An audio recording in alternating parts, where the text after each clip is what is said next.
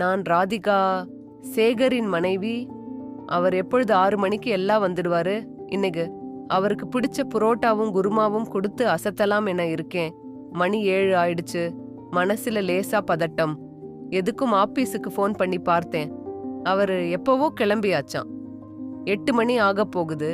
ஆளை காணோம். குமாரோட போயிருப்பாரோ? Phone out of reach. குடிகார குமாருடன் சேராதீங்கன்னு சொன்னா கேட்க மாட்டாரு. இன்னி விடக்கூடாது. மணி 11. சத்தமே இல்லாம அவர் உள்ள வராரு. ரொம்ப டயர்டா இருக்காரு.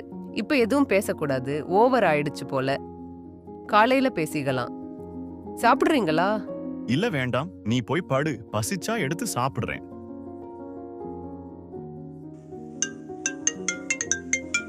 இல்ல, நான் 3 நாள் கோவா போயிருந்தேன்.